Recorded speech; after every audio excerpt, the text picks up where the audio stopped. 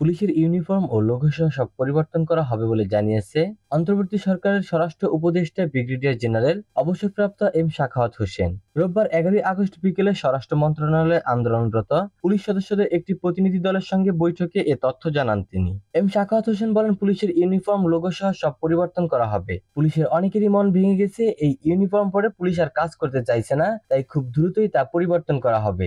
এসব বিষয়ে মন্ত্রিসভার বৈঠকে আলোচনা হবে এবং তার পরপরই সিদ্ধান্ত নেওয়া হবে। রাজনৈতিক সরকারের সমালোচনা করে তিনি বলেন, পুলিশের যতখানি না দোষ তার চেয়ে বেশি দোষ তাদের যারা কমান্ড করেছেন, তাদের দিয়ে অনেক রাজনৈতিক কাজ করানো হয়েছে। এ বিষয়ে আমরা বিস্তারিত মন্ত্রিসভার বৈঠকে আলোচনা করব। পুলিশ সদস্যরা আমাকে প্রতিশ্রুতি দিয়েছেন যে এখন থেকে তারা ঠিকমতো কাজ করবেন। এর আগে বিকেলে আমি ছাত্রদের সঙ্গে বৈঠক করেছি। ছাত্ররা আমাকে বলেছে পুলিশের সঙ্গে তাদের কোনো বিরোধ নেই, পুলিশ তাদের দায়িত্ব পালন করবে। এ সময় তিনি বলেন, পুলিশ কমিশন হওয়া উচিত, সেই কমিশনের অধীনেই পুলিশ পরিচালিত হবে, তারা কোনো রাজনৈতিক দলের অধীনে থাকবে না। পুলিশকে যেন রাজনৈতিকভাবে ব্যবহার করা না হয় সেটা নিশ্চিত করতে হবে। বৈঠক শেষে পুলিশের কর্মবিরতি প্রত্যাহারের ঘোষণা দিয়েছেন আন্দোলনকারী পুলিশ সদস্যদের সমন্বয়ক পরিদর্শক জাহিদুল ইসলাম ও কনস্টেবল সোহেবুর রহমান। তারা বলেন, আমরা সরকারের কাছে যেসব দাবি জানিয়েছিলাম তার বেশিরভাগই মেনে নেওয়ার আশ্বাসে কর্মবিরতি প্রত্যাহারের ঘোষণা দিচ্ছি।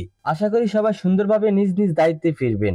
এ সময় তারা আরো বলেন, খোলামেলা আলোচনা হয়েছে, পুলিশের দাবিগুলোর বেশিরভাগই মেনে নেওয়া হয়েছে। দ্রুতই পুলিশের পোশাক পরিবর্তন করা হবে বলেও জানানো হয়েছে। পুলিশ নিয়ে স্বাধীন একটি কমিশন হওয়ার ব্যাপারেও ইতিবাচক ইঙ্গিত পাওয়া গেছে।